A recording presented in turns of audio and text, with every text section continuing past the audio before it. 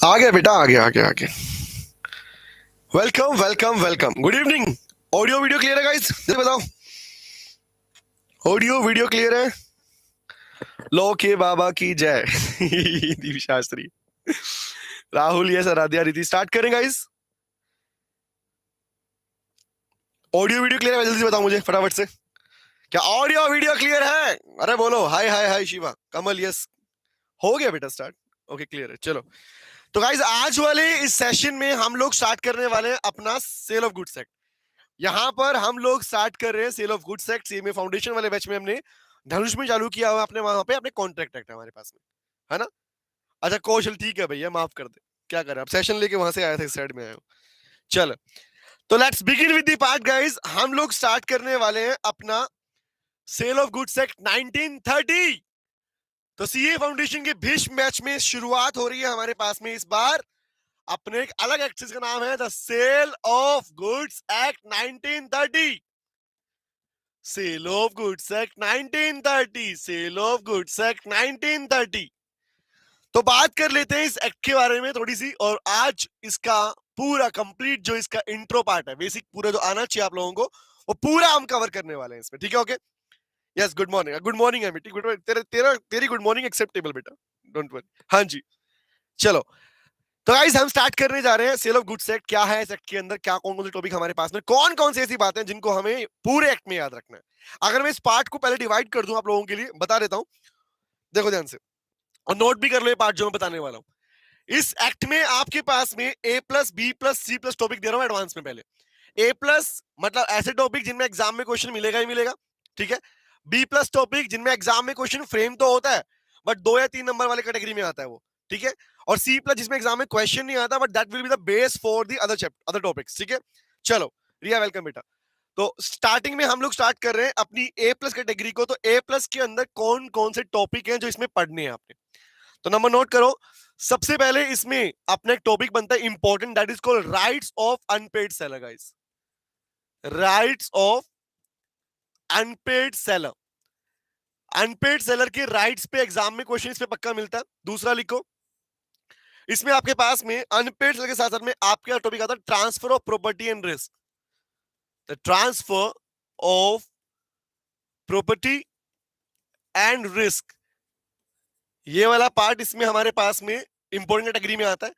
Third, sale by non owner. Sale by non owner, ये वाला category भी इसका इंपॉर्टेंट कैटेगरी में काउंट अप होता है हमारे पास में बेटा। एक छोटा सा पार्ट और इसमें लिखो, ऑक्शन सेल। ऑक्शन सेल की वैल्यू अब बढ़ चुकी है, इसलिए एग्जामिनर इस पे क्वेश्चन फ्रेम करके देता है। बच्चे सोचता है कि तैयारी ना करें, लेकिन इस एग्जाम में क्वेश्चन आता है इसके ऊपर, ठीक है? मिठू बेटा, सीएमए फाउंडेशन और सीए फाउंडेशन का कॉन्ट्रैक्ट सेम है बेटा, ठीक है? बस फर्क सिर्फ इतना है, सीएमए फाउंडेशन में जो एग्जाम में क्वेश्चंस आते हैं वो एमसीक्यू बेस्ड आते हैं बेटा, ठीक है? सीए में राइटिंग पोर्शन लंबा था, सब्जेक्टिव पोर्शन होता है, और सीए में फाउंडेशन में वो पोर्शन आपका एमसीक्यू बेस्ड होता है, बस यही डिफरेंस बड़ा है इसके अंदर बेटा, ठीक है? आकांक्षा, गुड इवनिंग बेटा। चले, अब आता है कैटेगरी नंबर बी के ऊपर। तो बी कैटेगरी में हमारे पास बी प्लस में जो क्वेश्चन कैटेगरी बनती है वो बनती है आपके पास में, एक तो जो आपकी डेफिनेशन वाला पार्ट है वो वाला पार्ट इसमें आता है। नंबर 2, इसमें आपके पास में document of title and document showing title. Document of title and, अभी मैं पूरा पार्ट पढ़ाने वाला हूं, बता रहा हूं चैप्टर के बारे में कि एक्चुअली इस एक्ट में पढ़ना क्या आपको और किस कैटेगरी में पढ़ना है। तो document of title and document showing title, ये वाला पार्ट बी प्लस में लिख सकते हैं इसको हम लोग। पहले एग्जामिनर इस पे क्वेश्चन दिया करता, लेकिन आजकल उसने क्वेश्चन थोड़े कम कर दिए, इसको मैंने बी प्लस में डाल दिया। उसके बाद में आपके पास टाइप्स ऑफ डिलीवरी वाला जो पार्ट है, types of goods and delivery. हालांकि एक टॉपिक और है ऊपर ए प्लस में, वो भी लिख लो, भूल गया मैं, नोट करवाता हूं। कौन सा सर? कंडीशन वारंटी वाला पार्ट बेटा। The topic is most important, that is called, वो भी कौन सा? इंप्लाइड कंडीशन इंप्लाइड वारंटी वाला part. Implied condition and implied warranty, ये वाला पार्ट भी आपके पास में ए प्लस कैटेगरी में आता है, ठीक है? और एग्जामिनर का चहीता टॉपिक है बेटा ये। बी प्लस में एक टॉपिक और डाल रहा हूं मैं, कौन सा? लिख लो बेटा इसके अंदर, caveat emptor, let the buyer be aware. जरा डिटेल टॉपिक नहीं है, छोटा सा पार्ट है, बड़ा प्यारा टॉपिक है ये। कैवेट एम्प्टर वाला पार्ट इसके अंदर आता है। तो ए प्लस और बी प्लस कैटेगरी ये है, सी प्लस में जरा कुछ बचा नहीं, अगर देखोगे तो सी प्लस में आपके बाकी जो इंट्रोडक्शन वाला पार्ट है कि भैया एक्ट कब बना, कौन कौन से पार्ट पे अप्लाई होता है, रिमेंबर, तो that is the case of C plus category हमारी। इसमें असेंशियल एलिमेंट आ जाते हैं कि कौन कौन से असेंशियल एलिमेंट्स हैं आपके कॉन्ट्रैक्ट ऑफ सेल के। तो बेसिकली अगर आप देखो तो ये है आपका complete sale of goods act guys, ठीक है। तो कैटेगरी वैल्यू लिखवा दी मैंने, A plus, B plus, C plus, जिसमें एग्जाम में क्वेश्चन मिलेगा ही मिलेगा। बी प्लस में से क्वेश्चन उठाता है लेकिन कभी कभी उठाता है, हमेशा नहीं उठाता। और सी प्लस में क्वेश्चन कभी उठाता ही नहीं कभी, ठीक है। बेटा वैल्यू की थोड़ा सा गिर गया उसका, थोड़ा सा ऑक्शन क्या बोल रहा है, ऑक्शन सेल, अच्छा ऑक्शन सेल की बेटा वैल्यू बढ़ गई। इन शॉर्ट कहने का मतलब एग्जामिनर इस टॉपिक के ऊपर क्वेश्चन बनाता है, इसलिए मैंने उसको ए प्लस में डाल दिया, ठीक है। लास्ट एग्जाम के देखो, अब ये थोड़ी हर एग्जाम के अंदर लेवल सेम ही रहेगा, एग्जामिनेशन पॉइंट से इनकी जो रैंकिंग है कम ज्यादा ऊपर नीचे होती रहती है हमारे पास में। गुड इवनिंग रजिराम बेटा, रजिराम बेटा, ठीक है। तो क्या हम लोग शुरू करें अपना sale of goods act guys? अभी कह रहा है सर पेड क्लासेस है फ्री, अभी बेटा अगेन वो सारे बच्चे, ये सीए फाउंडेशन का ये बैच जो बेसिकली आप बैच देख रहे हैं, the Bhishma batch, the Bhishma batch is basically for all दो स्टूडेंट्स जिनका एग्जाम किसी वजह से अनफेवरेबली अगर नहीं क्लियर हो पाया, ठीक है। उसकी वजह थी, रीजंस हो सकते हैं बेटा अपने पास में आपकी राइटिंग पोर्शन का ना होना, ठीक है, लीगल लैंग्वेज को प्रॉपर ना लिख पाना, क्वेश्चन को आइडेंटिफाई ना कर पाना, तो वो वजह रहती है। रिमेंबर बच्चों के साथ में ऐसा नहीं कि बच्चों ने पढ़ाई नहीं की होती, पढ़ाई की होती है, तो उन बच्चों के लिए हमने बीच मैच लॉन्च किया। प्लस में ऐसे वो सारे बच्चे जो कहीं ना कहीं से अपनी क्लासेस लेके पढ़ रहे हैं, इवन हमारे भी अगर पेड स्टूडेंट है वो भी बच्चे, तो उनका एक रिवीजन पार्ट के ऊपर पूरा टॉपिक उनका कवर कराया जाएगा, पूरा सिलेबस कवर करवाया जाएगा इस बैच में। सर मेरे तो 85 थे लो में, अरे वाह वेरी गुड नाइस। तो क्या हुआ बेटा, एग्रीगेट रह गया? हाँ बेटा मिठू में राइटिंग पोर्शन लेके चलूंगा, डोंट वरी, ठीक है। थोड़ा हमारा टेबल कोई दिक्कत नहीं अभी बेटा, नो इश्यू एट ऑल, है ना। लोअर मैथ्स मेनली जो दिविशा एग्जैक्टली लोअर मैथ्स ही ऐसे पोर्शन है बेटा आपके पास में फाउंडेशन में जिसमें बच्चों को दिक्कतें आती हैं प्रैक्टिकली, ठीक है। और उसी के लिए हमने ये बैच लॉन्च किया, ठीक है। Love from Nepal, Chetan thank you very much बेटा, thank you very much. Sir 298 थे मैथ्स में, तो मैथ्स में 37 बेटा, कोई टेंशन मत ले, फिर तो जिंदाबाद मयंक सर। हाँ बी प्लस में लास्ट में क्या लिखा मैंने, बी प्लस में बेटा लास्ट में मैंने लिखा है caveat emptor let the buyer, CAVET caveat emptor let the buyer behaviour को बोलते हैं बेटू, कोई दिक्कत नहीं। इसीलिए हमें पता है ये एक ओवरऑल ऑल इंडिया बेसिस के ऊपर हमारे पास में इंफॉर्मेशन आई थी कि यार बच्चों के मैक्सिमम जो नंबर इस बार गिरे हैं वो लॉ में इस बार बहुत टाइट मार्किंग हुई थी, बच्चों की बहुत टाइट मार्किंग हुई थी, ठीक है। तो लॉ में बच्चे रह गए थे ऑल इंडिया से, देखा था हमने, और मैथ्स में रह गए थे, ठीक है। तो बेसिकली हमारे जो मार्क्स गए हैं लॉ में अच्छे गए हैं और मैथ्स में बहुत अच्छे गए हैं, बाकी सब्जेक्ट तो अच्छे गए हैं हमारे पास में। लेकिन उन बच्चों के लिए जो ऑल इंडिया से कहीं ना कहीं से पढ़ाई कर रहे हैं लेकिन इस टाइम पे they can not afford to buy the revision part and all, ठीक है, उनके सबके लिए लेके आए, ठीक है, okay. Thank you very much, love from Bihar, Gopal thank you very much बेटा। तो क्या हम अपने पार्ट को शुरू करें गाइस, बताइए। तो इनिशियली मैं इंट्रोडक्शन चालू करूंगा, इंट्रो से आगे बी प्लस पार्ट पे आऊंगा, फिर सी प्लस पार्ट पे आऊंगा, चले ए प्लस पार्ट पे आऊंगा।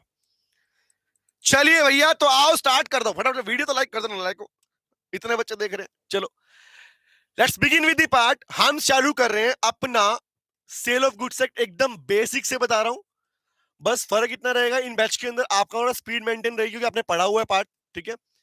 तो लिखना वाला पार्ट थोड़ा कम कराऊंगा अलग से इसके ऊपर, और आई विल सजेस्ट यू की सिंपल सी बात, सभी सीए फाउंडेशन के बच्चों के लिए मैं प्रैक्टिस सीरीज सेशन लेके आऊंगा, हमेशा लेके आता रहा। प्रैक्टिस सीरीज के अंदर मतलब सिंपल सी बात, जहां पे आपको केस लॉज क्वेश्चंस कैसे लिखने होते हैं उनकी पूरी प्रैक्टिस मैं आप लोगों को करवाऊंगा सेशन के अंदर, ठीक है, okay. Thank you very much Pintu, love from Assam, thank you very much बेटा। हाँ थैंक यू वेरी मच, मैंने लाइक कर दिया, हाँ थैंक यू पिंकी, मजा आएगा पढ़ने में, डोंट वरी। तो हेडिंग बनाओ the sale of goods act 1930 guys. अब क्या क्या रिक्वायरमेंट है बेसिकली, अगर मेरे को डीप में जाना होता तो इसमें एग्जाम में इसके ऊपर क्वेश्चन नहीं आते कि एक्ट कब बना, लेकिन ये बातें आपको पता होना चाहिए ताकि आपका एक बेसिक्स पार्ट रेडी हो सके। तो आइए सुनते हैं और समझते हैं इस पूरे पार्ट को, और यहां से चालू होता है हमारा बिश मैच का लो वाला पार्ट। तो guys sale of goods act 1930, पहली बात, सेल ऑफ गुड्स एक्ट पहले इंडियन कॉन्ट्रैक्ट एक्ट का ही पार्ट हुआ करता था। क्यों बोला? क्योंकि एक्चुअली इंडियन कॉन्ट्रैक्ट एक्ट की जो बेसिक डेफिनेशंस है, offer, acceptance, consideration, agreement, void agreement, voidable, वो सारी डेफिनेशन यहां पर आ जाती है। इसलिए वो वर्ड्स यहां पर आते हैं, इसलिए क्या बोला मैंने कि इसीलिए पहला वर्ड बोला, पहले sale of goods act Indian contract act का ही पार्ट हुआ करता, चैप्टर नंबर 7 था वहां पे, एक अलग से चैप्टर था, chapter number 7, even your partnership act is also a part of this Indian contract act.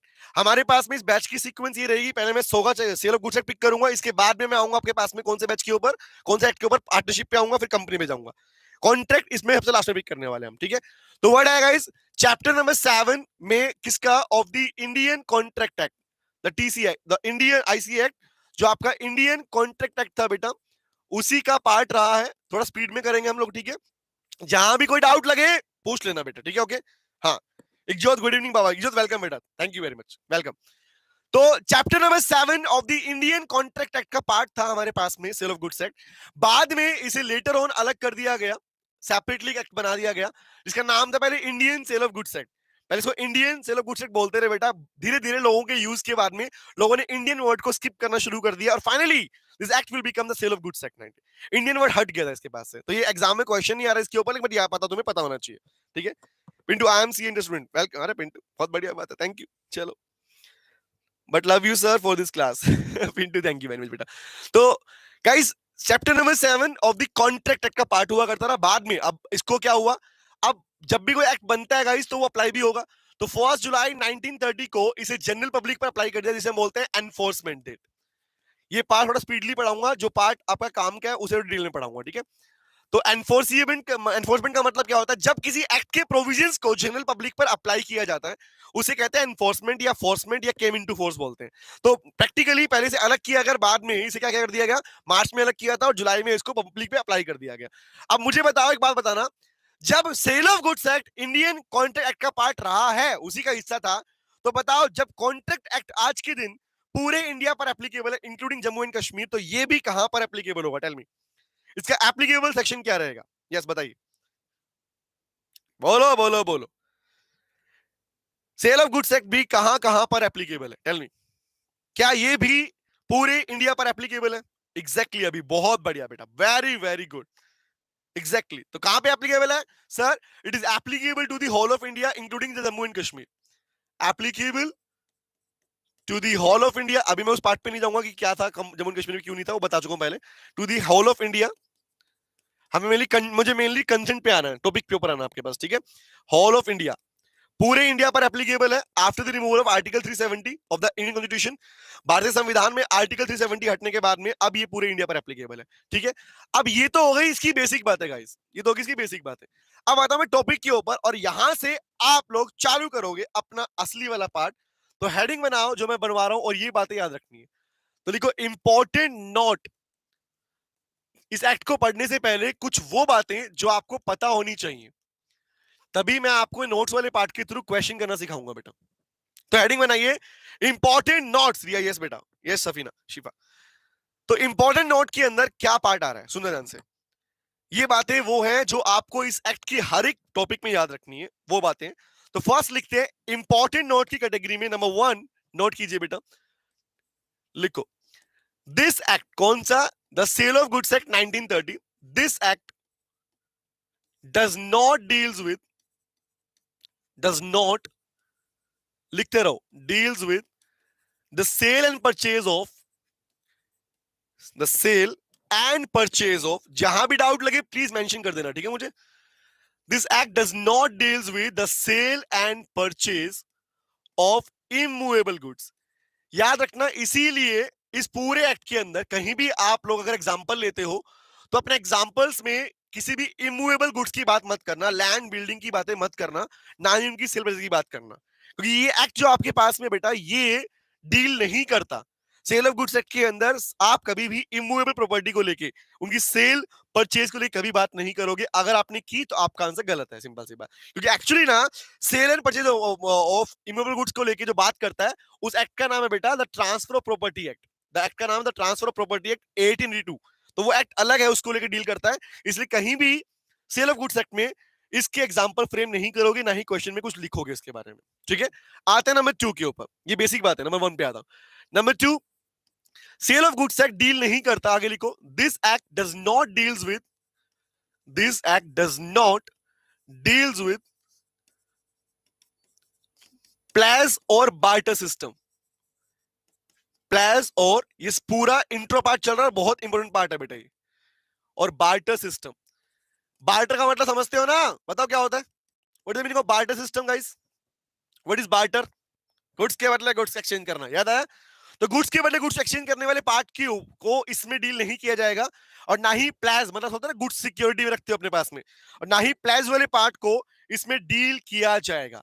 तो ये चीजें इसमें नहीं आती, इसलिए कभी भी अपने पास में गुड्स के बदले गुड्स एक्सचेंज की एग्रीमेंट की एग्जांपल मत फ्रेम करना, ना ही उन क्वेश्चन को पिक करना होता है। ठीक है, थर्ड पे आता हूं। नेक्स्ट लिखो, ये एक्ट आपके पास इनको डील नहीं करता। लिखो द कॉन्ट्रैक्ट ऑफ सेल। अब यहां से पार्ट याद रखना जो बोलने वाला हूं। हमारे एक्ट का नाम क्या है? हमारे एक्ट का नाम है सेल ऑफ गुड्स एक्ट 1930। तो इस एक्ट में जो कॉन्ट्रैक्ट बनाए जाते हैं वो दो ही तरह के बन सकते हैं। कॉन्ट्रैक्ट दो ही तरह के बन सकते हैं, that is called the contract of sale. The contract of sale includes, contract of sale के अंदर क्या क्या चीजें आती हैं। तो याद रखना, यहां पर आप दो तरह के कॉन्ट्रैक्ट ही पढ़ोगे। इस पूरे पार्ट में दो ही तरह के कॉन्ट्रैक्ट आते हैं।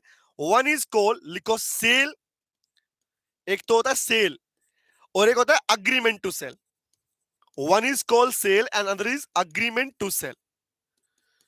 तो पहला वर्ड है गाइस सेल और अग्रीमेंट टू सेल। अब ये क्या होता है, सुनो ध्यान से बात को, डिफरेंस क्या है दोनों के बीच में।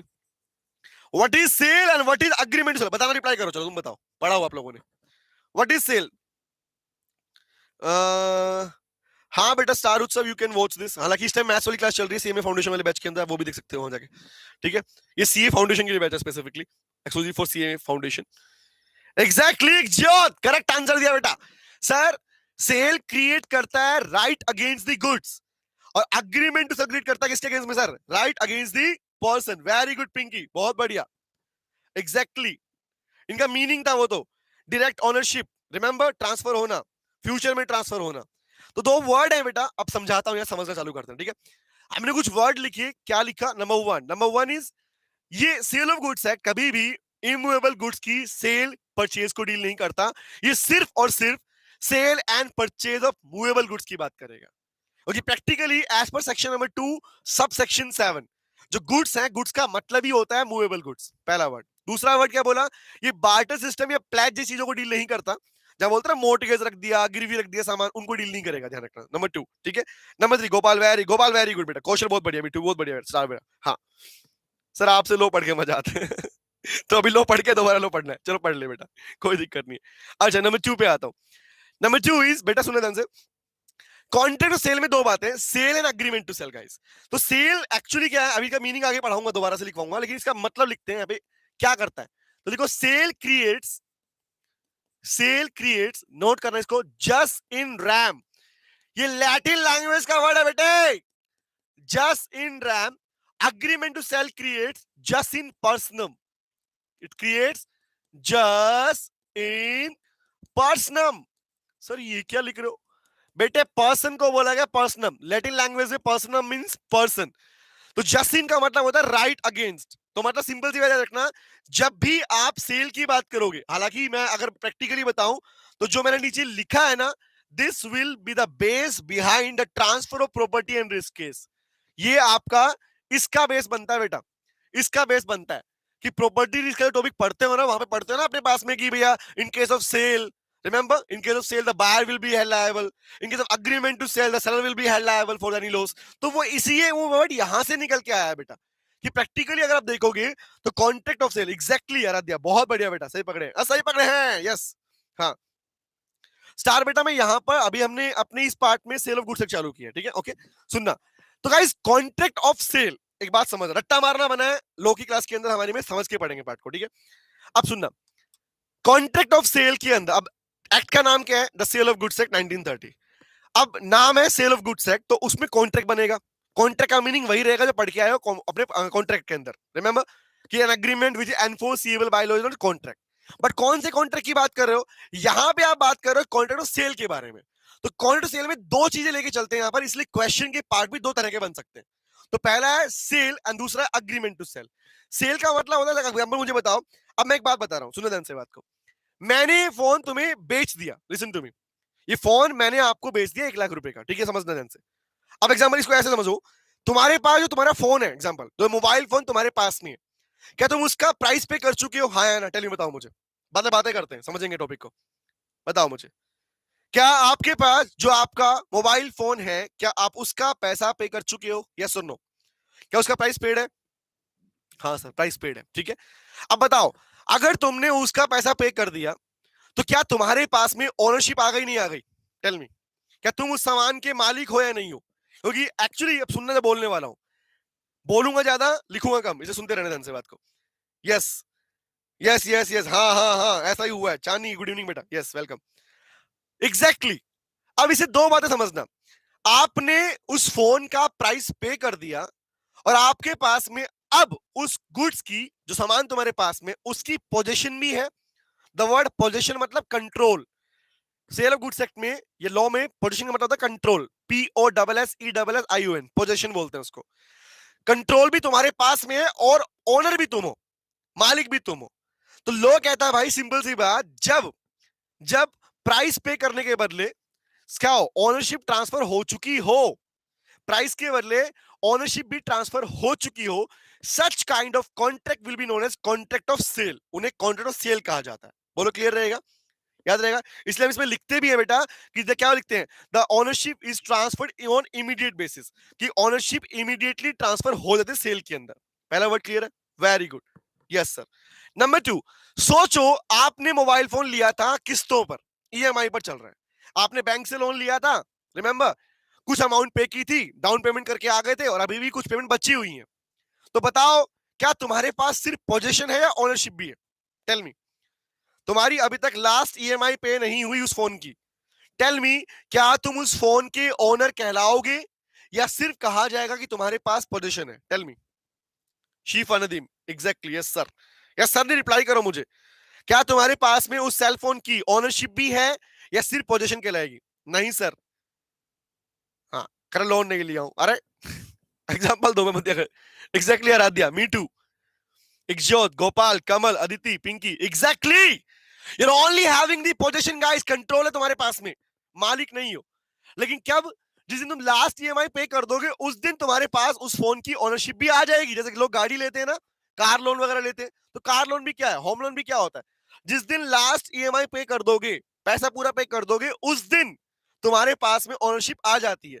तो कहने का मतलब क्या हुआ गाइस? पहला वर्ड क्या निकला? अग्रीमेंट। सेल वाले पार्ट में क्या होता है, सेल में क्या होता है कि जो ओनरशिप होती है, मतलब इमीडिएटली ट्रांसफरशिप, और इमीडिएटली क्या होता है, इमीडिएट बेसिस के ऊपर आपकी ओनरशिप ट्रांसफर हो जाती है सेल में।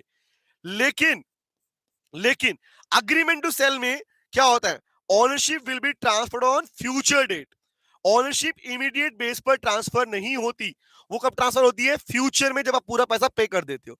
तो वही दो टाइप के कॉन्ट्रैक्ट आपके इस पूरे एक्ट में चलते हैं गाइस। तो पहला आता है कॉन्ट्रैक्ट ऑफ सेल। तो जब भी कोई क्वेश्चन अटेम्प्ट करोगे ना और पढ़ोगे, तो चेक जरूर कर लेना कि क्या वो सेल का पार्ट दिया है एग्जामिनर ने या वो अग्रीमेंट टू सेल का पार्ट दिया है। बच्चे सेल ऑफ गुड्स का क्वेश्चन करते टाइम पे चीज चेक नहीं करते हैं, मैं खुल के बोल रहा हूं, नहीं करते हैं। वो सिंपली क्वेश्चन पढ़ते हैं और वो आंसर निकाल लेते हैं कि आंसर ये लिख के आएंगे। बट पहले आपको ये चेक करना होता है हमेशा। सोगा वाले क्वेश्चन, सोगा वाले सेल ऑफ गुड्स एक्ट वाले एक्ट के क्वेश्चन के अंदर पहली चीज चेक करने की होती है कि क्या वो सेल की बात की गई है या वो अग्रीमेंट सेल की बात की गई है। एग्जैक्टली पिंटू, ये सारा दिया, समझ में आया? तो कहने का मतलब ये दो बातें याद रखनी होती है, क्योंकि इनके अंदर क्या होता है, सेल अगर हो गया तो राइट अगेंस्ट द गुड्स बनता है। अब सिंपल सी बात ना भाई, कल को तुम्हारा फोन खराब हो गया, तुम पूरा पैसा पे कर चुके थे, तो तुम्हारा राइट है ना किसी अगेंस्ट में, तुम सेलर को नहीं पकड़ोगे, तुम्हारा राइट किसी अगेंस्ट बनता है, गुड्स अगेंस्ट में बनता है। But when it comes to the agreement to sell, जब आपके पास ओनरशिप है ही नहीं, तो आपका राइट किसी अगेंस्ट बनता है, अगेंस्ट द पर्सन बनता है। तो ये कुछ इंपॉर्टेंट बातें थी इसमें हमने लिखी, हम लोगों ने नोट की है। ओके, आगे बढ़ू, चले आगे। अभी हम सी प्लस का पार्ट कर रहे हैं, ध्यान रखना। अभी मैं ये वाला पार्ट करवा रहा हूं, ये वाला पार्ट करवा रहा हूं। अब मैं इस पे आऊंगा, फिर इस पे मूव करूंगा। चले, यस सर। यहां तक क्लियर है? कोई पूछना है किसी ने, कुछ डाउट है किसी का? क्या इन बेसिक बात में कुछ पूछना है? मैंने ऊपर हेडिंग दिया इंपॉर्टेंट नोट, कुछ डाउट है इसमें? जी बढ़ सकते हैं, यस उत्साह जी, चलो हेडिंग बनाओ गाइस नेक्स्ट पार्ट की। तो चलिए बात करते हैं। मैं एक टॉपिक चालू कर रहा हूं, अभी सीधा टॉपिक पे आता हूं, ठीक है? फिर बेसिक बातें बीच में करूंगा, ठीक है? लिखते हैं गाइस कुछ बेसिक बातें। हेडिंग लिखो एसेंशियल एलिमेंट्स। आज वाली क्लास इसका स्टार्टिंग पॉइंट है, ठीक है? Essential elements. लेकिन ये बातें इसलिए जरूरी क्योंकि एक्चुअली ना जो बच्चे बोलते हैं ना हमें कंटेंट लिखना नहीं आता एग्जाम में, हमें आंसर में लाइन कहां से लेके आए भाई? आंसर में लाइंस आती है उसके टॉपिक से, कंटेंट से आती है। तो कंटेंट को स्टेप बाय स्टेप बढ़ना होता है अपने को। व्हाट वी आर डूइंग, हमने टॉपिक पकड़ा उसको याद कर लिया और हो गया हमारी तैयारी। ऐसे तैयारी नहीं होती है। मैं आपको प्रैक्टिकली जो क्लास के नोट्स है उन्हीं से आंसर लिखना सिखाऊंगा बाकायदा, कि 6 मार्क्स में क्वेश्चन तो कैसे लिखते हैं, 5 मार्क्स में कैसे लिखते हैं, छोटा तो कैसे क्या क्या लिखना होता है। ठीक है, इसके लिए मेरे पास खुद के पैटर्न है अलग से। ठीक है, तो पहली बात करता हूँ, जो बच्चे पढ़ चुके पता होगा पहले से। तो असेंशियल एलिमेंट्स, किसकी असेंशियल एलिमेंट पढ़ रहे हैं हम पढ़ रहे हैं कॉन्ट्रैक्ट ऑफ सेल के। तो असेंशियल एलिमेंट नोट करो, ऑफ कॉन्ट्रैक्ट ऑफ सेल। तो कॉन्ट्रैक्ट ऑफ सेल बोला मैंने, अग्रीमेंट टू सेल नहीं बोला। चक्कर देखो ना, मैंने यहाँ पे कॉन्ट्रैक्ट ऑफ सेल लिखा है, अग्रीमेंट टू सेल नहीं लिखा है बेटा। तो वर्ड क्या है? असेंशियल एलिमेंट में पहला असेंशियल एलिमेंट। आप देखो ध्यान से, नंबर 1 शॉर्ट में लिख रहा हूं। इंडियन कॉन्ट्रैक्ट एक्ट में पार्टीज के नाम क्या थे? पूछ रहा हूं, क्वेश्चन रिप्लाई करते रहो। इंडियन कॉन्ट्रैक्ट एक्ट में पार्टीज के नाम क्या थे? वहां थे प्रोमिजर प्रोमिजी। तो यहां पर नाम क्या है? क्या यहां भी प्रोमिजर प्रोमिजी नाम यूज होते हैं? Very good Aradhya, exactly sir. कौन से होते हैं? There are two parties. क्या लिखते हो फर्स्ट, क्या आता है? There are two parties. Party तो दो ही रही, भाई कॉन्ट्रैक्ट बनाने के 2 पार्टी चाहिए। हाँ चाहिए। तो कौन कौन सी होती है? यहां पर नाम होता है गाइस बायर एंड सेलर। कौन सी होती है? Buyer and seller. अच्छा मुझे मीनिंग बताओ यहां पर। नॉर्मली सर इसका मीनिंग भी, हाँ इसके मीनिंग भी पता होने चाहिए, तभी तो बेसिक क्लियर होता है। उसको बोलते हैं बेसिक क्लियर है। Exactly, very good. सेलर को 230 में डिफाइन किया, उसको 21 में डिफाइन किया। एग्जैक्टली। अच्छा मीनिंग बताओ, who is termed as buyer? किसे कहते हैं बायर और किसे कहते हैं सेलर? बातें करेंगे अंदर क्लास में, हाँ तभी तभी याद होगा टॉपिक। रिप्लाई करते रहना। Who is buyer and who is seller guys? Gopal कह रहा है who sells the goods is termed as seller. क्या सिर्फ बेटा जो सामान बेचता है उसको सेलर बोलते हैं? इतना ही आंसर होगा, या लॉ ने इसके मीनिंग को थोड़ा चेंज भी किया है? बताओ। Buyer who buys the goods. Very good Aradhya, exactly. Technical law की टेक्निकलिटीज किसे बोलते हैं पता है?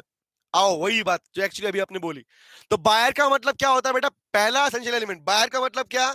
बायर मतलब the person who buys the goods, ये तो पता है, लेकिन और agrees to buy the good, खरीद ले या खरीदने के लिए अग्री करे।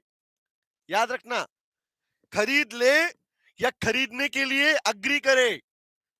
अग्री मतलब agreement. The word agrees, law में कहीं भी अग्रीज, अग्रीड ये वर्ड दिख जाए तो इसका मतलब होता है अग्रीमेंट। याद रखना, the word agreement is known as agree, agreed. Remember क्या बोल रहा हूं? The word is the person who buys the good और agrees to buy the good is termed as buyer. Section number 2 sub section 1। Number 2, इसका same meaning इसका क्या बनेगा बताना। What is the meaning of seller now? किसे कहते हैं seller? Tell me. Sir अगर 5 मार्क्स का क्वेश्चन आया 2 नंबर में पूछ दिया स्टार, पहली बात तो बेटा उत्सव बेटा ऐसा क्वेश्चन नहीं बनता है। ठीक है, एग्जामिनर को भी इतनी अकल होती है, लेकिन मेरे पास खुद का एक पैटर्न है, जिसको P4 बोलता हूं, P1 P2 P3 P4, कि किसी से बड़े आंसर को लिखने के 4 पैराग्राफ बन सकते हैं। और 4 पैराग्राफ की लाइनें कहां से चालू होती है मेरे को बता रखा है बच्चों को, तो वो पूरा मैं सिखाऊंगा इस सेशन के अंदर, कि अगर 2 नंबर का टॉपिक आया तो कितना है, 3 नंबर में कितना, 5 नंबर में कितना लिखना होता है। ठीक है, वेरी गुड, रिप्लाई आ गया। मतलब द सेलर मतलब हु सेल्स द गुड, जो सामान बेचता है, या फिर और agrees to sell the good, जो अग्री करेगा, इस agrees to sell the goods. तो खाली बेचने वाले को नहीं, बेचने के लिए अग्री करने वाले को भी क्या बोलते हैं? एग्जांपल अगर मैं बोलूं मैं सामान तुम्हें बेचूंगा इतने रुपए का, तो ये अग्री कर रहा हूं भाई, बेचा नहीं है मैंने आपको। तो दैट मींस मैं क्या बोल रहा हूं, I am also termed as seller, मुझे भी सेलर कहा जाएगा। Very very good Aditi, Pinky, very good Gopal, Jyot, बहुत बढ़िया, स्नेहा, साध्या। चलो, तो फर्स्ट एसेंशियल एलिमेंट इज कि सेल ऑफ गुड सेट के अंदर प्रोमिजी वर्ड यूज नहीं होंगे, यहाँ पे वर्ड यूज होंगे कौन से? Buyer and seller. ठीक है, नंबर 2 पे आते हैं। अच्छा वहां बताओ, क्या कंसिडरेशन का होना जरूरी है? अब टॉपिक चालू हो चुका है, पढ़ते रहना साथ साथ में, क्योंकि हर एक पार्ट बेस बनेगा अपने अपकमिंग टॉपिक का। टेल मी, जवाब दो, क्या कंसिडरेशन मैंडेटरी है? यस और नो? कॉन्ट्रैक्ट ऑफ सेल पढ़ रहे हो कि कंसिडरेशन होना चाहिए? वेरी गुड इज्जोत, बहुत बढ़िया बेटा। शुड बी इन कैश और not in kind. But my question is बेटा, कि consideration partly cash partly kind हो सकता है? यस और नो? ये बताओ मुझे, ये मीनिंग तो पता है तुमको, कंसिडरेशन होना चाहिए, बट क्या consideration partly cash partly kind हो सकता है? Very good. अभी पार्टली का मतलब क्या होता है आओ बताता हूं तुमको, ठीक है? चलो, तो वर्ड इज कंसीडर। अभी बेसिक्स चल रहा है बेटा, इसलिए प्लीज ये बेसिक पे ध्यान रखना, चाहे तुम्हें आता हो या ना आता हो, इसको पढ़ना जरूर ध्यान से, लेकिन ठीक है? इसी के बेस पर एडवांस टॉपिक समझाऊंगा पूरी डिटेल के अंदर, और गारंटी मेरी है तुम बस सुन लेना और नोटिंग करा नोटिंग कर लेना, उसके बाद तुम्हें याद अपने आप करवा दूंगा, लो मैं अपने आप याद कराने की गारंटी मेरी है बेटा, ठीक है? तो वर्ड क्या है? कंसिडरेशन मस्ट बी, तीन बातें लिख रहा हूं, इन कैश, कैश में होना चाहिए। दूसरा, पार्टली कैश पार्टली काइंड, और करके, और पार्टली कैश और काइंड, पार्टली कैश काइंड हो सकता है, but not not in fully kind, fully kind नहीं हो सकता। इसका मतलब क्या होता है पता है? पता है सर, पता है, फिर भी बता रहा हूं मीनिंग समझना बेटा। कैश का मतलब क्या होता है याद रखना, जब भी आप बोलो ना कंसिडरेशन कैश में, इसका मतलब क्या होता है? पहले तो मुझे बताओ कंसिडरेशन में होता क्या है, पहले इसकी बात कर लेते हैं। सर कंसिडरेशन दो चीजें होती हैं, एक होता है ऑब्जेक्ट, एक क्या होता है, मीनिंग थोड़ी बता जाएगा, मीनिंग तो वही रहेगा ना। एक होता है ऑब्जेक्ट और एक होता है अमाउंट, हाँ है ना भाई? कंसिडरेशन मतलब क्या है? एक तो क्या होता है ऑब्जेक्ट और एक क्या होता है अमाउंट। ऑब्जेक्ट का मतलब क्या होता है सर? ऑब्जेक्ट का मतलब होता है या तो गुड्स या सर्विस, या तो गुड्स होगी या फिर क्या होगी, सर्विस, ठीक है? अमाउंट का मतलब प्राइस की बात कर रहे हो। तो अब what is the meaning of consideration in cash allowed है, partly cash partly kind allowed है sir, not in fully kind allowed नहीं, फुल्ली काइंड नहीं हो सकता। इसका मतलब क्या हुआ, आओ बात करते हैं। हाँ वो बेटा पिंकी मीनिंग होता है उसका, something in return is just a meaning in Latin language of that, ठीक है? तो ये गलती नहीं कर रहे हैं, खाली इसका मीनिंग वही नहीं होता, इसका मीनिंग अलग होता है वैसे, लेकिन बच्चों को ये पढ़ाया जाता है कि भाई consideration meaning something in return, quid pro क्यो, खाली वो मीनिंग नहीं होता, और भी अलग पार्ट होता है, वो लैटिन लैंग्वेज में मीनिंग लिखा हुआ है। आते हैं, तो इन कैश का मतलब क्या है बेटा, आप समझाता हूं। पहला वर्ड, अगर कोई पर्सन कोई सामान बेच रहा है, ऑब्जेक्ट, ठीक है? एग्जांपल में चलता हूं, मान लो मैं ऑब्जेक्ट का नाम ले लेता हूं, यहाँ पे मैंने बोला कार, ठीक है? एक गाड़ी है बेटा, अब मैं बोलूं कार के बदले 5 लाख रुपए, गाड़ी बेच रहे हो और 5 लाख रुपए ले रहे हो, तो इसे कहते हैं फुल्ली कैश, याद रखना। This is termed as cash, याद रखना। आप ऑब्जेक्ट के बदले या सर्विस के बदले, मैंने अपनी क्लासेस सेल की एग्जांपल, जो बच्चे मेरे पेड बच्चे हैं, तो उन्हें मैंने एजुकेशनल सर्विसेज दिए गाइस, ठीक है? अब एजुकेशनल सर्विस के बदले उन्होंने फीस पेमेंट किया, तो क्या बोलोगे, कंसिडरेशन कैश में काइंड में? Tell me. जो बच्चे पेड स्टूडेंट हैं उनको मैंने सर्विसेज दी, एजुकेशनल सर्विसेज दी हैं, रिमेंबर? जवाब दो। तो वहां पर उनके बदले फीस मिली, वो कैश कहलाएगा या काइंड कहलाएगा? सर वो कैश कहलाएगा। तो कैश इन कैश कंसिडरेशन का मतलब होता है गाइस कि जब आप कोई सामान मतलब ऑब्जेक्ट या सर्विस किसी को देते हो, रिमेंबर, और बदले में आपको पूरा पैसा मिला हो, उसे बोलते हैं कैश। वेरी वेरी गुड, सबका रिप्लाई सही है, वेरी गुड। नारायण नो बेटा, वो पार्टली काइंड नहीं होता, उसे कैश ही बोलते हैं। पार्टली काइंड का मतलब होता है पार्टली कैश, पार्टली काइंड का मतलब होता है, लिखना हो सुनो ध्यान से। अब बताओ, मैंने बोला कि भाई मेरे पास में एक गाड़ी थी, मेरे पास में एक कार है, ठीक है? और सामने एक व्यक्ति और है जिसके पास में एक बाइक है, जिसके पास एक बाइक है।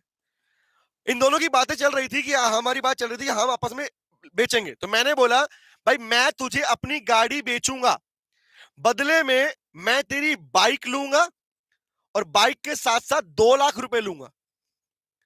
भाई समझना ध्यान से क्या बोल रहा हूं। मैंने उसे बोला गाड़ी बेचूंगा, बदले में बाइक लूंगा तेरी और साथ में 2 लाख रुपए कैश लूंगा। इसे कहते हैं बेटा पार्टली कैश पार्टली काइंड, बोलो याद रहेगा। सामान ऑब्जेक्ट दे रहे हो, बदले में कुछ सामान और कुछ पैसा ले रहे हो, तो बदले में क्या ले रहे हो चेक कर लो, दिख रहा है? इसे कहते हैं पार्टली कैश पार्टली काइंड, बोलो याद रहेगा। कैश और पार्ट दोनों रहेंगे, क्योंकि काइंड का मतलब होता है अदर देन कैश, गुड्स की बात कर रहे होते हो आप। वेरी गुड सर, याद रहेगा। ये डिफरेंस क्लियर रहेगा। ये इसलिए पढ़ रहे हो कि जब एग्जाम में क्वेश्चन बनते तो क्वेश्चन कहां से बनाएगा एग्जामिनर भाई? वो इन्हीं टॉपिक्स को उठा के क्वेश्चन फ्रेम करता है आप लोगों के लिए, इन्हीं पार्ट्स को एग्जामिनर उठा के क्वेश्चन फ्रेम करता है, यही तो पार्ट्स हैं। और बच्चे इन्हीं को स्किप कर देते हैं कि छोड़ना यार बेसिक पार्ट नहीं है, एग्जाम में नहीं आएगा। एग्जाम में नहीं आएगा मतलब इनसे क्वेश्चन फ्रेम होते हैं मेरे भाई, वो यहीं से फ्रेम करता है कि किसी क्वेश्चन में पार्टली पाइंट पार्टली कैश डाल दूं क्या, किसी क्वेश्चन फुल्ली कैश डालूं क्या, ये बातें याद रखने की होती है। अच्छा, what is the meaning of partly fully kind क्या होता है? तो लो ने बोला कंसिडरेशन फुल्ली काइंड नहीं होना चाहिए। इसका मतलब क्या है? सिंपल सी बात, भाई गुड्स के बदले गुड्स, मैंने बोला कार के बदले तेरी वाली कार, तेरी बाइक, अगर ऐसा होता तो भैया लो ने बोला साफ साफ कंसिडरेशन अलाउड नहीं है, और ऐसे कंसिडरेशन को अलाउड नहीं किया गया, मतलब कॉन्ट्रैक्ट ऑफ सेल वैलिड नहीं रहेगा। बोलो क्लियर हुआ? तो क्या हो सकता है? कैश हो सकता है, partly cash partly kind allowed है, लेकिन फुल्ली काइंड अलाउड नहीं होता। समझ में आया? यस और no? Essential number 1 and number 2। अभी number 3 is most important guys. हाँ, आईफोन के बदले एंड्रॉइड फोन ले लो, कौशल कह रहा है। एग्जैक्टली वो कौन सा पार्ट बनेगा बेटा? वो बनेगा काइंड वाला पार्ट, बार्टर सिस्टम। सर आपका पढ़ाने का तरीका बहुत ही अच्छा लगता है, क्योंकि आप रियल लाइफ से कनेक्ट करके पढ़ाते हैं। स्टार उत्सव, थैंक यू वेरी मच बेटा, थैंक यू वेरी मच। क्योंकि मुझे पता है बेटा, मैं भी तो स्टूडेंट रहा हूं ना। क्योंकि सास भी कभी बहू थी ना। अब भाई सास भी तो कभी बहू थी ना। अब बहू को उस टाइम में दिक्कत ही आती थी, बताओ। तो जो प्रॉब्लम मुझे आ चुकी है, मैं क्यों सोल्व ना करूं प्रॉब्लम को? है ना? क्यों रट्टा मरवाएं? बच्चों के मैक्सिमम आंसर्स इसलिए गलत होते हैं क्योंकि उन्होंने बुक के अंदर रट्टा मारते हैं, X and Y, A and B, वही एग्जांपल रिपीटेशन मोड में याद रखते हैं। क्यों? क्या लो ने कहीं लिखा है क्या कि पार्टीज के नाम हमेशा एक्स एंड वाई रहेंगे? नहीं लिखा भाई, तो क्यों करने? यस पिंकी, फुल्ली काइंड मतलब बार्टर सिस्टम, एग्जैक्टली वो लाउड है ही नहीं, पहले लिख लिया हम लोगों ने। पिंकी यस, तो वही है भैया, थैंक यू वेरी मच। चले क्लियर है? अब तीसरा असेंशियल एलिमेंट जान है बेटा, जान। किसकी जान है? कॉन्ट्रैक्ट ऑफ सेल एक्ट की जान है बेटा वो। Third essential element. हाँ, बेटी बनी बहू, बहू बनी सास, कौशल वेरी गुड, नलायक। आओ आते हैं। The third essential element is very very important for the sale of goods act. लिखो, लिखो, द ट्रांसफर ऑफ प्रॉपर्टी। क्या? The transfer of property must be there, must be there in contract of sale। अगर आप cell contract of cell बना रहे हो तो वहां पर ट्रांसफर ऑफ प्रॉपर्टी मस्ट है। अब एक बात सीख लो यहां पर ही गाइस, प्रॉपर्टी का मतलब लोग अलग अलग तरीके से जानते होंगे। लोगों के लिए प्रॉपर्टी का मतलब होता है संपत्ति, कि यार मेरी असेट्स मेरी प्रॉपर्टी है। रिमेंबर, मैं आपको यहीं पर क्लैरिटी दे रहा हूं, और आज के बाद इस वर्ड को भूलना मत। जब आप पार्टनरशिप एक्ट पढ़ोगे आगे जाके, तो वहां पर प्रॉपर्टी का मतलब होगा फर्म के लिए जो असेट परचेज की गई या फर्म ने जो खरीदी, उसे प्रॉपर्टी कहा जाता है। कॉन्ट्रैक्ट एक्ट में भी मतलब असेट्स ही है, लेकिन सेल ऑफ गुड्स एक्ट के अंदर, सुनना क्या बोल रहा हूं, सेल ऑफ गुड्स, जब नाम बाबा जी जो ना लायक, आगे फिर से तू सुन सुनो, सेल ऑफ गुड्स एक्ट में प्रॉपर्टी का मतलब असेट्स नहीं है, नहीं है assets. Actually when it comes to the buying and selling of goods, सामान जब खरीदते बेचते हो गाइस, तो वहां पर प्रॉपर्टी को असेट नहीं कहा जाता। लॉ के अंदर the word property is having two meaning. पहला वर्ड, इसी प्रॉपर्टी को कहा जाता है टाइटल, याद रखना। तो सेल ऑफ गुड्स एक्ट में जहां भी वर्ड मिल जाए टाइटल, उसी का मतलब होता है ओनरशिप, मालिकाना हक। अगर आप किसी चीज के, आप किसी सामान के मालिक हो, सुनना क्या बोल रहा हूं, अगर आप किसी सामान के मालिक हो, लाइक तुम्हारा सेल फोन, तुम्हारा लैपटॉप, तुम्हारे आसपास रखी चीजें, अगर तुम उन सामान के मालिक हो ना, तो कहा जाएगा लॉ के अंदर that you are having the property in goods, you are having the title in goods, you are having the ownership in goods। so there are three words जिनके मीनिंग सेम है। तो पहला वर्ड क्या guys? पहला word है आपका property, दूसरा title, तीसरा ओनरशिप। इन तीनों का मतलब सेम है, अलग नहीं है। तो सेल ऑफ गुड्स एक्ट में जब भी प्रॉपर्टी वर्ड पढ़ोगे, उस प्रॉपर्टी वर्ड का मतलब रहेगा आपके पास उस सामान की ओनरशिप है, मालिक हो आप उस सामान के। ठीक है, क्लियर रहेगा? हाँ, मैं तो सर आपके नोट से ही पढ़ रही, मेरी बुक पूरी न्यू है वैसे ही, आराध्या करेक्ट। आपसे लो पढ़ने के बाद लो खतरनाक निकलेगा पक्का निकलेगा, गारंटी बेटा। अब सुनो, डैम श्योर निकलेगा, लेकिन आपको पढ़ना पड़ेगा, ठीक है? सुनो ध्यान से, अब सुन, अब मैं कह रहा हूं सुन लो, समझा मैं अपने आप दूंगा। यस, जब नाम ना लायक कर, अब वर्ड सुनना। यहां पर एक वर्ड आया, हम पढ़ रहे हैं असेंशियल एलिमेंट, तो बोला कॉन्ट्रैक्ट ऑफ सेल। प्लीज सुनना ध्यान से गाइस, कॉन्ट्रैक्ट ऑफ सेल में प्रॉपर्टी का ट्रांसफर होना जरूरी है। और बेटा ट्रांसफर का एक और वर्ड होता है, पासिंग।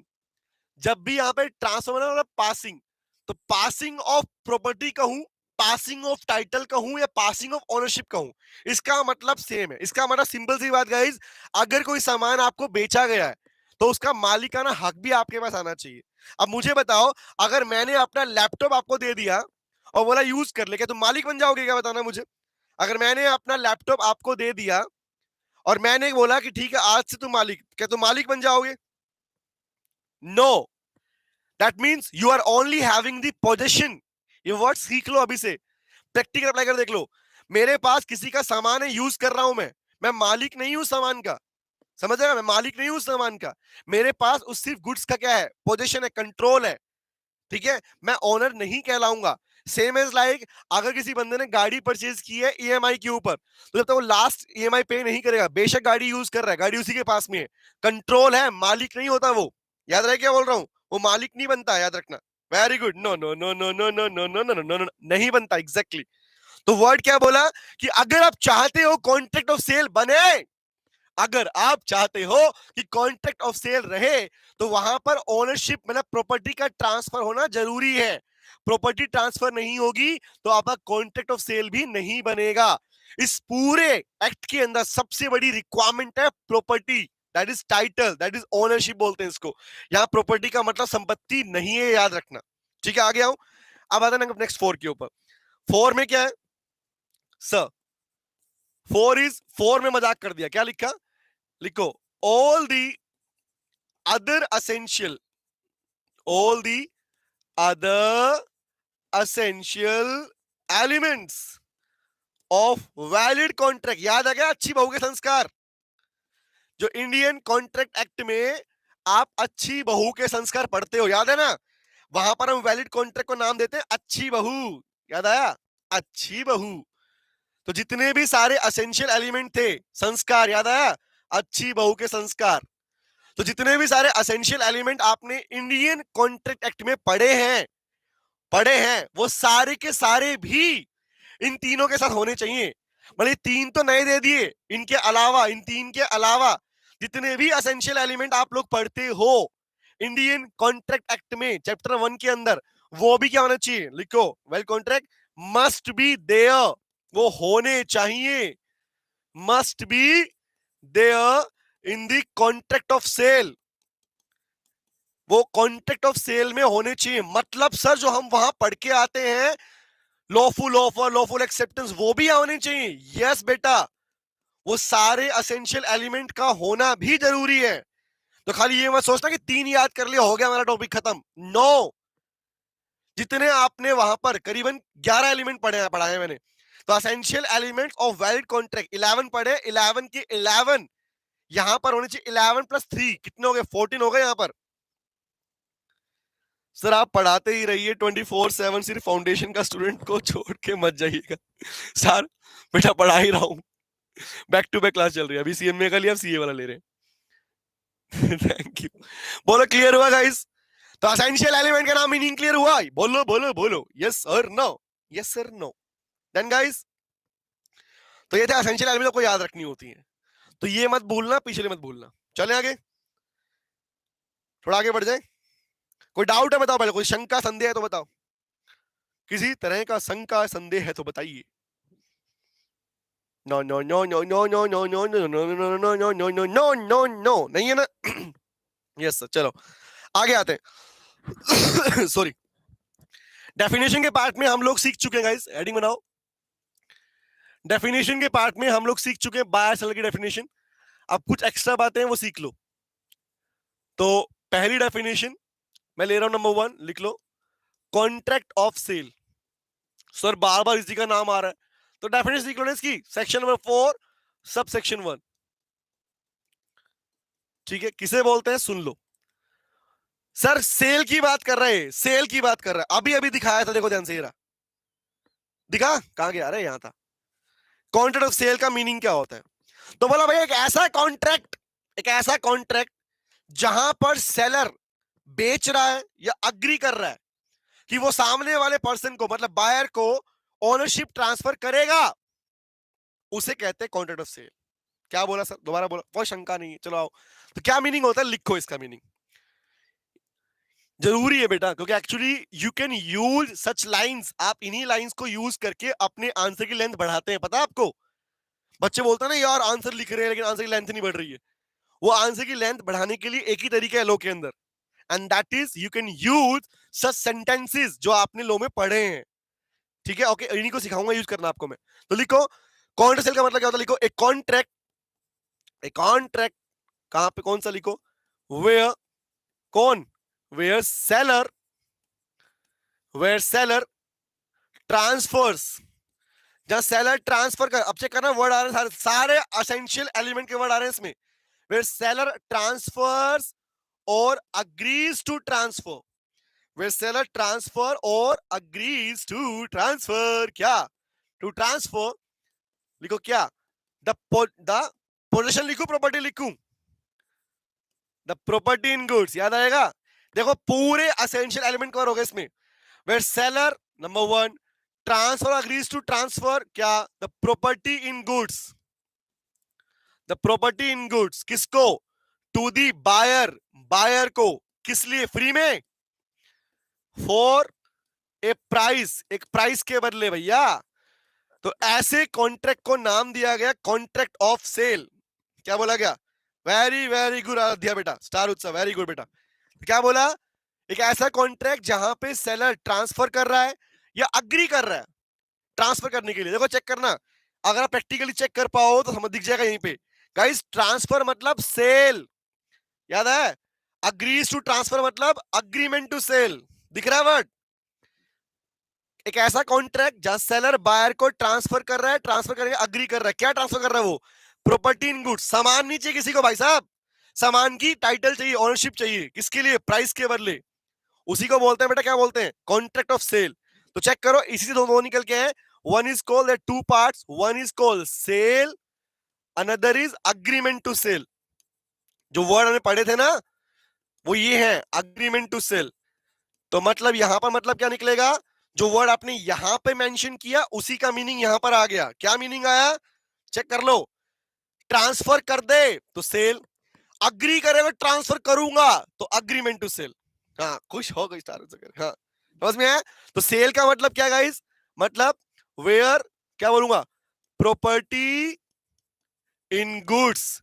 तो क्या प्रॉपर्टी का मतलब क्या होता है, टाइटल बोल सकता हूं, बोल सकते हो, ओनरशिप बोल सकता हूं, बोल सकता हूं। तो क्या हुआ, property in goods will be transferred, will be, या विल बी मत लिखो, गुड्स ट्रांसफर्ड इमीडिएटली, जहां क्या हो, ट्रांसफर्ड इमीडिएटली। अगर हैंड टू हैंड, बताओ आपने अभी अभी वैलेंटाइन डे चल रहा है ना, किसी को चॉकलेट लाके दी, तो शॉप पे गए भैया चॉकलेट देना है, पापा को नहीं पता चौटा पड़ेगा वरना, तो चॉकलेट लेने गए, चॉकलेट दी, ले लिया आपने, ठीक है, तो पैसा दिया हैंड टू हैंड, ये तो नहीं भैया हिसाब चला लेंगे अपना, no, what is this, chocolate purchase की, पैसा दिया, तो बताओ चॉकलेट का मालिक कौन है, चॉकलेट का मालिक कौन है, हम ही तो है चॉकलेट का मालिक।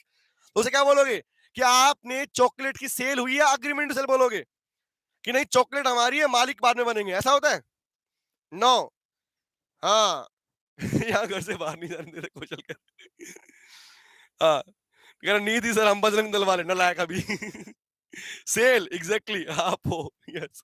तो वर्ड क्या है गाइस, समझना। तो कहने का मतलब प्रॉपर्टी इन गुड्स अगर ट्रांसफर हो जाए इमीडिएट बेसिस के ऊपर उसे सेल कहते हैं।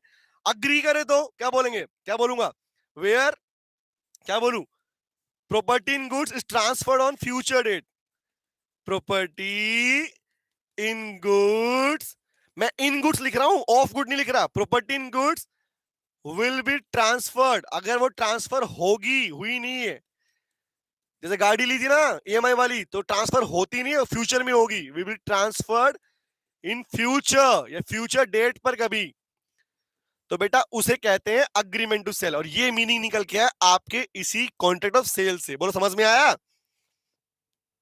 हाँ सर अभी चॉकलेट दी तो सेल, अगले साल दी तो agreement to sale, very good Akshat. Chocolate देना नहीं करना लायक, चॉकलेट के बदले की ओनरशिप मिलना, समझे, यस सर नो अभी स्नेहा यस सर। तो this is meaning of contract of sale. अच्छा अगला मुझे बताओगे, मीनिंग बताओगे, किसे कहते हैं गुड्स, ये बेसिक वर्ड्स हैं गाइस, इसके बिना चैप्टर अधूरा है भाई। जो बच्चा सोचे कि मैं कॉन्ट्रैक्ट ऑफ सेल पढ़ लूंगा और बिना इसके मीनिंग पढ़े, बिना डेफिनेशन जाने, how can this be possible? Not possible. Yes, हाँ। तो चॉकलेट जरा ध्यान से देना, हाँ, वरना मार पड़ सकती है बेटे कहीं से भी, हवाई चप्पल कहीं से भी आ सकती है। लिखो नेक्स्ट। नेक्स्ट, अच्छा बताना, what is the meaning of goods guys? किसे कहते हैं गुड्स? गुड्स का मतलब क्या? वेरी गुड पिंकी, स्नेहा बहुत बढ़िया, वेरी गुड ज्योत, कौशल वेरी गुड, अरे वाह लड़के भैया बहुत बढ़िया, खूब, अरे बेटे मौज कर दी कदी, वेरी गुड मिट्टू, एग्जैक्टली, एवरी, कौन सी? एवरी मूवेबल गुड, गुड का भाई गुड्स तो बहुत सारे आइटम बहुत सारे होते हैं, तो हर वो सामान जो मूवेबल नेचर का होता है क्या बोलेंगे? एवरीथिंग, कौन सी? Which is the movable nature, जो मूव हो सकता है उसे गुड्स कहा जाता है। अब ऐसा अगर नाम लिखने बैठूंगा पागल हो जाएंगे हम तो यहाँ पे। तो लॉ ने कुछ स्पेसिफिक नाम बोल दिए कि जिन पे कंफ्यूजन रहता है लोगों को कि गुड्स का एक्चुअली मतलब क्या होता है। तो हमने पहले ही सीख लिया, sale of goods act immovable goods की बात नहीं करता, वो बात करता है किसकी? ओनली मूवेबल गुड्स की। तो मीनिंग क्या बनेगा? लिखो सेक्शन नंबर 2 और सबसेक्शन 7। तो पूरे अगर कोई चेक करे, ध्यान से देखा हो भाई, पूरे के पूरे एक्ट में गुड्स की बात तो आएगी ना बार बार, है ना? जितनी बार भी सेल ऑफ गुड्स एक्ट में एग्जांपल पढ़ोगे, क्वेश्चन पढ़ोगे, आंसर लिखोगे, उतनी बार गुड्स वर्ड यूज होगा, होगा या नहीं होगा? तो बच्चा बोलता है अगर मुझे गुड्स का मीनिंग ही नहीं पता तो मैं क्या उसका उसके पार्ट को अच्छे डिफाइन कर पाऊंगा? नहीं कर पाओगे। इसलिए रिक्वायरमेंट है कि आपको गुड्स का प्रॉपर मीनिंग आना चाहिए। हाँ, तो चॉकलेट नहीं देगा तो छोड़ के चली जाएगी, वेरी गुड बेटा।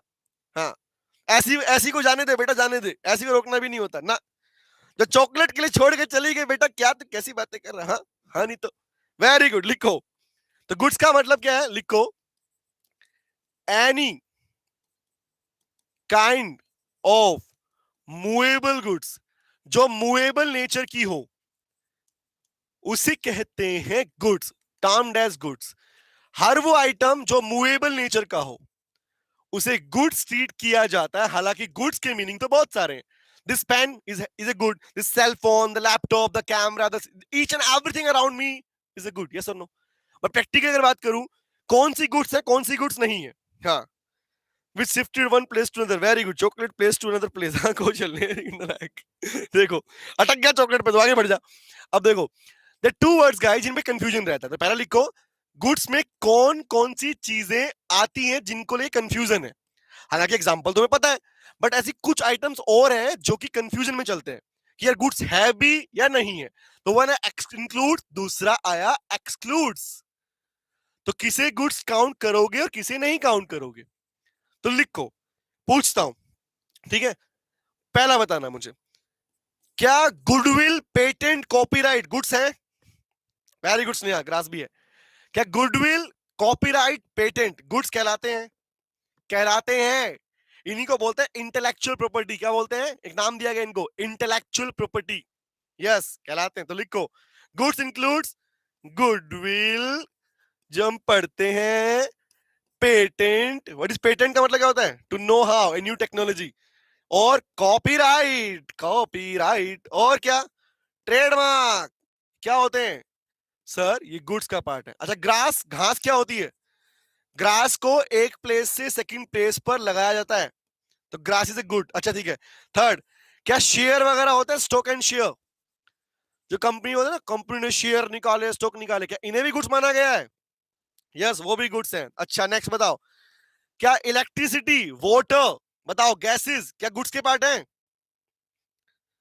बिजली, पानी, बताओ बताओ बताओ, गुड्स के पार्ट हैं? यस है, इतना बड़ा यस लिख के भेजा। तो कौन सा? इलेक्ट्रिसिटी, गैसेस और वाटर, पानी बिकता है भाई, गुड्स का पार्ट है। अच्छा नेक्स्ट बताओ, और पूछूं? जवाब देना।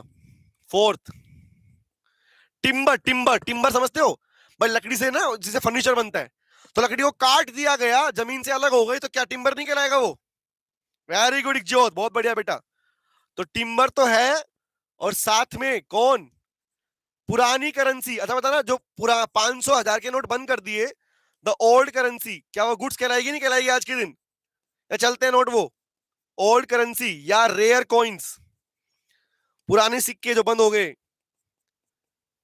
ओल्ड कॉइन्स, बताओ क्या गुड्स के पार्ट है? हाँ सर वो गुड्स के पार्ट है।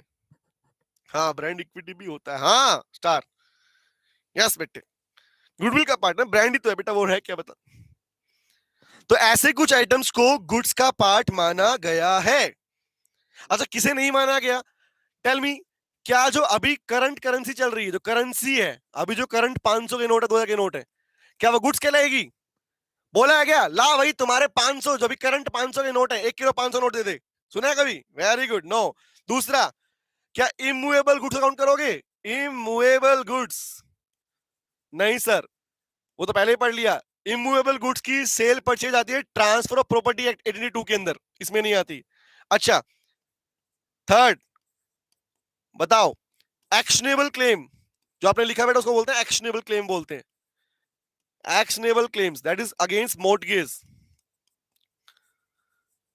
भाई गिरवी रख दिया कोई सामान, तो ऐसे क्लेम क्या है? कल को पैसा नहीं दोगे वो सामान बेच देगा भाई, आपका सामान बेचे पैसा कर लेगा वसूल।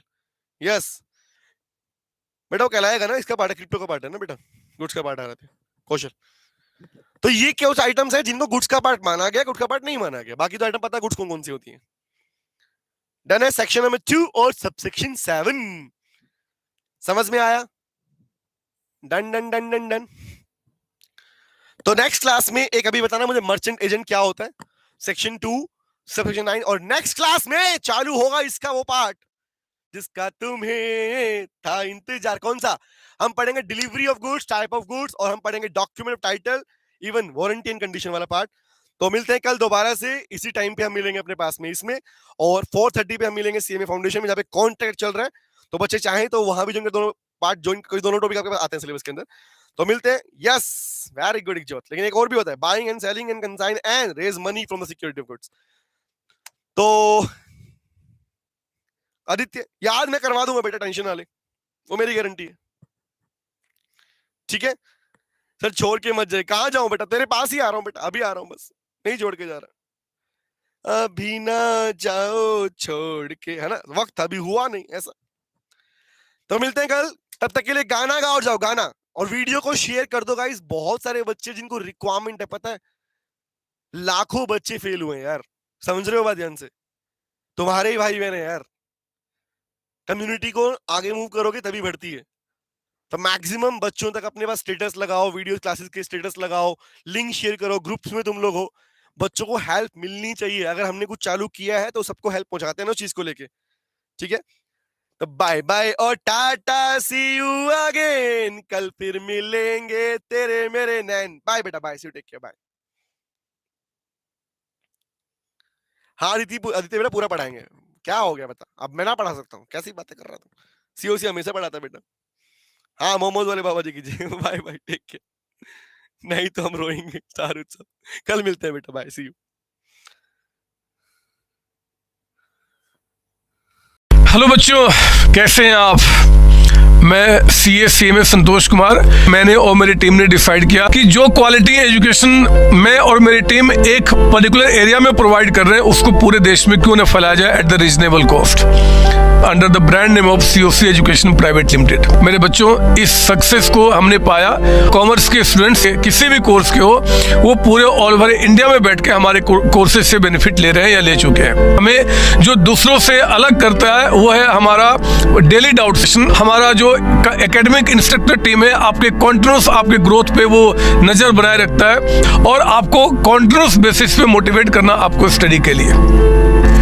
मेरे बच्चों, कुछ रिव्यूज पूरे ऑल ओवर इंडिया से आए हैं, मैं चाहता हूं कि वो आपसे शेयर करूं। This is Komal Mishra of class 11. I am Rishi, preparing for CA Foundation. Hello, my name is Anshika and I'm doing CA Intermediate. Ayaz from Bihar, student of COC since class 11th and now in foundation. I have purchased my CMA Intermediate from CSC Education. Hi everybody, this is Rahul. I am currently pursuing a CMA Finance. मैंने YouTube पर पहली बार तो sir का class देखा, उनके पढ़ाने का तरीका मुझे बहुत ही पसंद आया। Very thankful to Santosh sir. He is really a very nice teacher. अगर मैं संतोष सर के टीचिंग स्टाइल के बारे में बात करूँ तो आपको महसूस ही नहीं होगा कि आप वीडियो क्लासेस में बैठो, आप लाइव क्लासेस में बैठो। Santosh sir has cleared all my doubts and he gives a very तगड़ा concept over accountancy. Thanks to COC, my concepts are pretty clear, my doubts get clear right away and I'm even able to score a good mark. इसलिए मैं संतोष sir का दिल से thank you so much कहना चाहता हूँ। आइए आप भी हमारे साथ ज्वाइन करें और सक्सेस के पाथ पे आप भी हमारे साथ अपने सपनों को पूरा करें। थैंक यू बच्चों।